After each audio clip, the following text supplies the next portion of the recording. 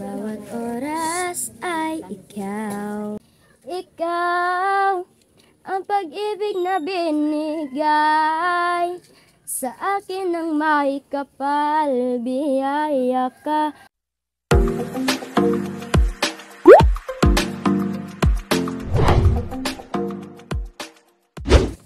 Isang mapagpalang araw mga kalingap, mga kababayan, nandito tayong muli, at mayroon tayong pupuntahan na isang pamilya. Alamin natin mga kalingap, mga kababayan, kung ano ang kwento ng mag-anak na to. Let's go. Hello po ate. Hello po. Ano po pangalan ate? Ronilyn Cabilis Umbaw po. Ronilyn. Cabilis Umbaw. Ilan taon ate? 38 na po. 38 years old. Ilan ang anak ate? 7.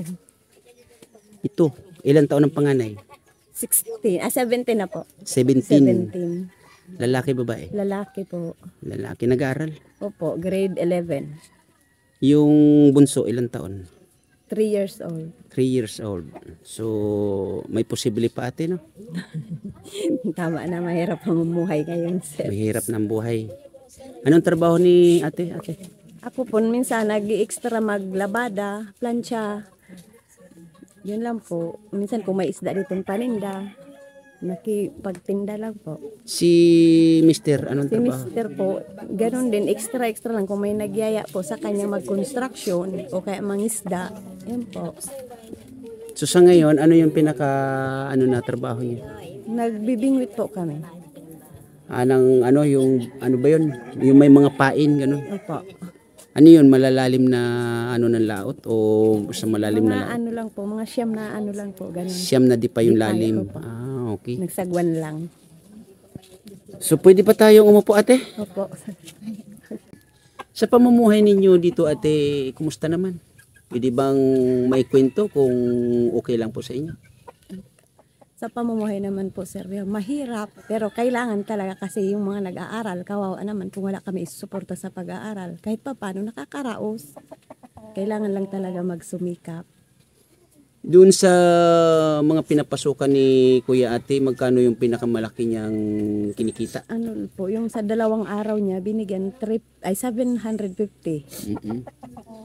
So 300 plus a day. Ano yun, araw-araw na may ganun si Hindi Kuya? po. Ngayong buwan, yun lang. Ngayon itong buwan na to, Yun na lang, 2 February, araw lang.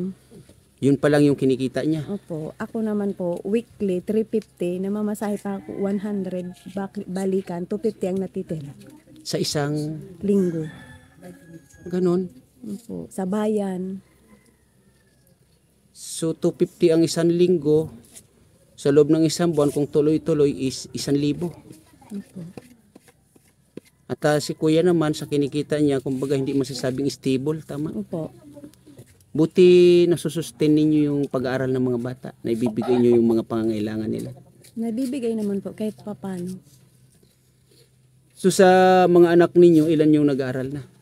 6. 4 na high school, 2 elementary. Ano yung pinakamataas na sa high school na? Grade, yung panganay 11, yung pangalawa 10, 9 yung pangatlo. Okay. So yung 6 puro nag-aaral sila. Pero ang ano naman siguro dito kasi wala namang mga binabayaran sa school, no? Ano lang po yung mga pang-research nila, kung may mga project, tulad nung sa grade 11, yung sa PR niya, minsan may mapaprint. Yun po. Sa anak mo na, sa mga anak ninyo ate, sino sa kanila yung nakikita o parang sa ngayon pa lang naisip ninyo na may potensyal para makatulong sa inyo, lalong-lalo na sa kahirapan ninyo? Ito si Erwina, kung ipagpatuloy niya sana, yung ma-discover yung talent niya, i-practice niya, dahil marunong kumanta. Ilan taon na po si ate? 13. 13. Okay. Grade 7. Pwede bang matawag si ate? Opo. So ate, ito yung anak mo. Opo, sir. Anong pangalan niya? Erwina Joy. Erwina Joy. So ano yung tawag ninyo na ano sa kanya, yung natural joy. Joy. Yan. Pwede ko bang makausap si Joy, ate? Kailan po, sir? Joy, kumusta? Okay lang. Ilang taon ka na? 13. 13 years old. Opo. Nag-aaral ka? Opo. Kumusta naman yung pag-aaral mo? Okay naman po. Lumalakad lang papuntang Imagaan. Papuntang eskwelahan. Ilang barangay yung dinadaanan ninyo bago kayo makarating sa school ninyo? Binisitahan. Isang barangay po, yung binisitahan. Saka Bale, nasa mula gitna. dito, opo. Nasa gitna yung isang barangay bago doon sa Imagaan. papasukan nila. Opo. Okay. So, medyo malayo-layo, ano? Layo po. Sa palagay mo, Ate Joy, mga ilang minuto yung nilalakad ninyo magmula dito hanggang makarating kayo ng school? Anong oras ka mo nag-alit? 6 na mo. Nagabot, 6. Mula dito. 5. Mula dito, anong oras kayo maalis dito? to 7. Anong oras kayo maalis dito? 5. 5 AM. Di nakakarating kayo ng school? Magsi-7 na. Ganun. Almost 2 hours. Buti kinakaya mo yun na nilalakad yung ganong kalayo o ganong katagal. Kinakaya. Tuwing pumapasok ka ba kayo, ganon yung ginagawa ninyo? Opo. Kumusta naman yung ng sitwasyon ng pag-aaral mo? Sa palagay mo ba kaya mong maabot yung gusto mong maabot o abutin? Kaya po. Basta magsusumikap. Okay, very good. So anong grade ka na nga pala ngayon? Grade 7. Grade 7. Nasa edad ka na 13 years old. Siyempre, alam mo na yung sitwasyon, nakikita mo, nararamdaman mo. Kumbaga, ay si papa, si mama, ganun yung mga anak buhay nila. Pag hindi sila pumasok ngayon, hindi sila magtrabaho ngayon, bukas, wala kaming kakainin. Ano yung nararamdaman mo, Joy? Mahirap po. Naaawa ako sa kanila. Kaya magsusumikap po ako mag-aral para matulungan ko din sila. Ano yung gusto mong marating sa kasakali sa pag-aaral mo? Anong gusto mong course? Gusto mo maging sundalo? Gusto mo maging... Flight attendant. Wow! Sana all flight attendants. Ano bang height mo? Hindi pa natatry mo na or mayroon ba kayong sa school ninyo yung mga para malaman yung mga height ninyo? Wala pa. So, flight attendants. Ang alam ko sa mga flight attendants is pinaka yata dyan is 5'7 or 5'5 ganun. Sabagay bata ka pa. Ano lang magkakain ka lang ng may mga mayonnaise. Oo, star margarine, ganun. Hindi ko alam kung yung mayonnaise ba pampatangkad. Pero pagkakaalam ko yung star margarine. Meron pa ba yung yun ate? Star margarine? Meron pa po. Meron pa? Meron pa. So ganun lang ate. Kasi yung pangarap ng anak ninyo is flight attendants. Sikapan ninyo na yung star margarine is umaga, tanghali, hapon, bago matulog. Tama ba? Hindi, joke lang. So, Joy, tama ba yung kwento ni mama mo na anong tawag nito? Kinakabahan ka ba? Kinakabahan ka? Huwag kang kabahan kasi ano lang naman, ang ihilingin ko lang naman sa iyo is isang awitin. O, kung kaya mo ng 2, 3, basta sa kaya mo lang. Kaya mong kumanta ng mga yung bang kaya mo bang kumanta ng yung walang lyrics, kahit sounds kaya or sounds kaya mo kumanta ng ganun. So tatawagin doon is a cappella. Okay, sige, Joy, parinig mo sa amin ang isang awitin na paborito mo. Napinas mo ang lahat ng puno ng laro. Di mo ba naiisip na tayo pa ring dalawa? Pero okay lang naman kung saan ka masaya. Nandito pa rin naman ako kahit nasasaktan. Sa ibinalang pala kita, makikitang masaya sa piling ng iba. Titiisin ko ang lahat ng sakit basta para sa'yo, kung saan ka masaya. Naniwala ako sa lahat ng sinabi na ako lang mamahalin at wala ng iba. Pero okay lang naman kung saan ka masaya. Nandito pa rin naman ako kahit nasasaktan. Sa TV na lang pala kita, makikitang masaya sa piling ng iba. Titiisin ko ang lahat ng sakit basta para sa'yo, kung saan ka masaya. Oh, oh, oh. Wala na akong ibang hiling kundi ang lumigaya ka at matupad mo ang iyong mga pangarap sa buhay. Lagi mong tatandaan ang sinambit ko sa'yo, na pag pumasok ka dyan ay paglabas mo'y mahal pa rin kita. Wow, sa TV na lang pala kita, makikitang masaya sa piling ng iba. Titiisin ko ang lahat ng sakit basta para sa'yo, kung sa kanya ka masaya. Susuportahan kita kung sa kanya ka masaya. Ate, ngayon yung anak ay may talent pala na ganun. Ano yung masasabi mo dun sa anak mo?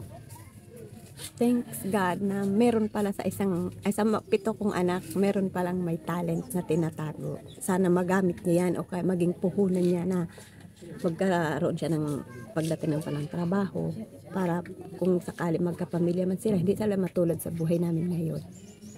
But sa palagay mo ba talaga, ate, ito sa sitwasyon ninyo, masasabi mo na talagang mahirap kayo? Opo, sir. Paano mo masasabing mahirap na kayo? Tulad ng yung iba na kung yung hinihingi nila minsan hindi namin mabigay. Siguro ko yung nakikita nila sa iba na parang kailangan din nila. So kumbaga yung mga luho, ganun. Hindi naman po sabihing luho. Yung parang kung halimbawa gamit din sa school, nagkataon na wala pa kaming pambili. Halimbawa nung isang araw pareho sila dalawang magkapatid hinihingi yung periodic table. Wala pa kami pambili. Sa bayan yung nabibili. Kailangan pa mamasahe 100 para lang makabili. Siguro kung nasa 35 halaga noon. Pero kailangan mamasahe ng halagang 100. Po, kung meron namang papunta doon na pwedeng makisuyo. Pero matanong ko lang, ate, sumasali na ba siya sa mga singing Opo, contest? minsan na siyang nadala sa Legazpi. Diyan sa school, dinala siya nung guro nila. Pero Sa yung kinakanta recording. niya, as in, may lyrics or Background lang po. background, kumbaga, -1. -1. Ah, okay. Ilang times na siya nakasali sa mga ganong Nung graduation, pa-contest? isang beses lang yung dinala sila sa Legazpi. Tapos yung dyan sa school, pinapag-guest siya. Okay. So, ilang taon si ate na pansin nyo na may talent pala siya na ganyan? Mga 11, yung nauso yung video 5, parang ano niya na parang gusto ko rin. Nung nagka-try siya, ito, nakikikanta na rin. Ay, ganun. So, hanggang ngayon kumakanta-kanta na siya. Kaya minsan kung may birthdayhan, kakilala niya, pupunta siya doon. Malayo pa, marinig mo yung boses, alam mo na kung sino. Andoon na naman si Joy. So, medyo kilala siya dito sa lugar na to. Okay, ate, maraming salamat sa pagpapaunlak, ano? At, ayan, hihingian pa natin ng isang awitin or mga ilang awitin pa to si Joy, no? Tila ibon kong lumipad, sumabay saan ako'y napatingin sa dalagang nababalot ng hiwaga. Mapapansin kaya sa dami ng iyong ginagawa, kung ako liligawan na kita. Panawagan, baka sakaling napakikinggan, pag-ibig na pala isipan, sa kanta na lang idaraan.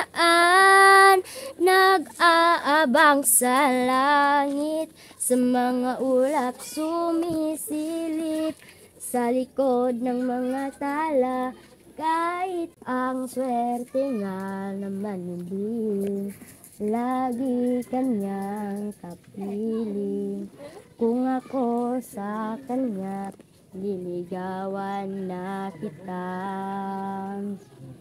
Mapapansin kaya sa dami ng iyong ginagawa, kung kaagaw ko ang lahat, paano na kaya?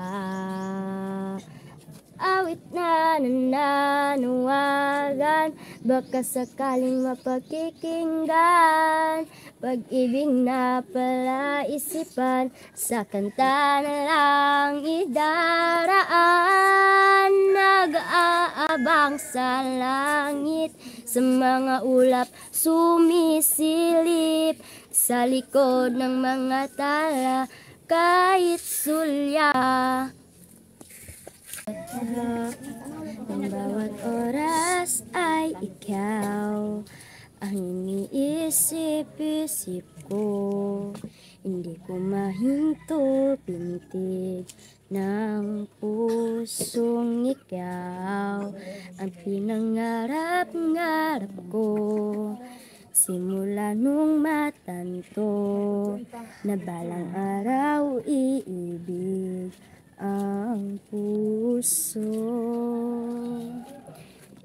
Ikaw ang pag-ibig na hinintay, puso ay nalumbay ng kahit tagal, ngunit ngayon nandito na.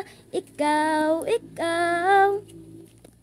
ang pag-ibig na binigay sa akin ng may kapal, biyaya ka sa buhay ko, ligaya at pag-ibig ko ikaw. Huminto sa bawat oras ng tagpo, ang pag-ikot ng mundo, ngumiti ng kusa aking pusong pagkat nasagot na ang tanong, nag-aalala noon kung may pagmamahal sa akin ng tunay. Ikaw ang pag-ibig na binigay sa akin ng may kapal, biyaya ka sa buhay ko, ligaya at pag-ibig ko ikaw. At hindi pa ko umibig ng ganito, at nasa isip makasama ka habang buhay.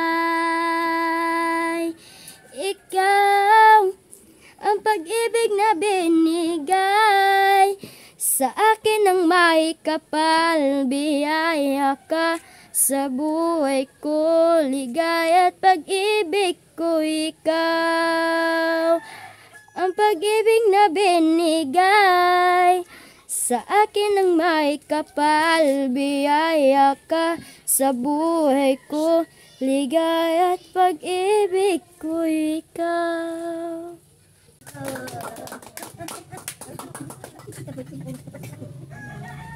Ayun na, Joy.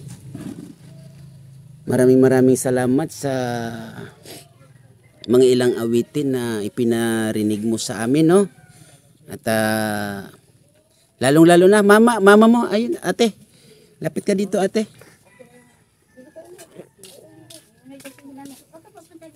Ayan, ate, pagpasensyahan niyo muna tong aking kinaya, no? Maraming salamat. Dagdag baon siguro yan ni Joy, no? At siguro naman, Joy, makakatulong kahit paano yan sa iyong pag-aaral, no? Nanay, sa'yo, para sa'yo, nanay, nandito sa harap ng kamera, ano yung pwede mong panawagan sa mga makakapanood ng inyong kwento ng kahirapan? Sana kung meron may magandang loob, may magbigay ng puhunan, ng pangtinda para makatulong at masustentuhan pangangailangan ng mga anak kong nag-aaral. Ayun, nanay, kung mayroon pong tutulong po sa inyo, sa kahilingan ninyo, ako po ang maghahatid sa inyo, no? At masasabi ko lang, wag po tayong umasa. Apo. Kasi sa lahat po ng mga neighbor-vlogs ko, ay hindi ko po pinapaasa, no? Apo. Kung ano lang po yung meron, kung wala naman, at kung meron ako po ang bahala, no? Pero kung wala, ay siguro, pag may kunting babalikan ko kayo, no? Apo. Ikaw, Joy, para sa iyo, andito sa harap ng kamera, ano yung pwede mong mahiling sa mga makakapanood or nanonood sa inyo? Sa iyo, lalong-lalo na sa iyo. Ano yung pwede mong mahiling sa kanila?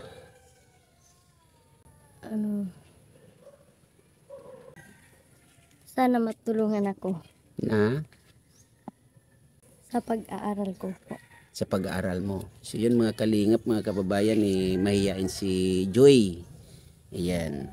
So ate, maraming salamat sa pagbahagi ng kwento ninyo. Maraming salamat din po, sir. Ayan. At Joy, pag-igiyahan ng pag-aaral, huwag kang mag-alala kung merong darating na blessing sa iyo, ay ihahatid namin yan dito ng buong buo, no? At ate, Joy, maraming salamat Salamat. sa pagbahagi ng kwento ng buhay kahirapan ninyo. Yun mga kalingap, mga kababayan, nakuha na natin ang kwento, ang isang pamilya na naman, ano? At nalaman natin sa isang nanay.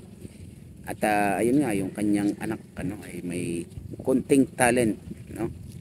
Tayo nagpapasalamat unang-una Kuya Bal Santos Matubang, Ate Edna Vlogs, Kalingap Rap, at shout out sa mga landing pad, unang-una landing pad ng Sorsogon, landing pad ng Quezon Province, at landing pad ng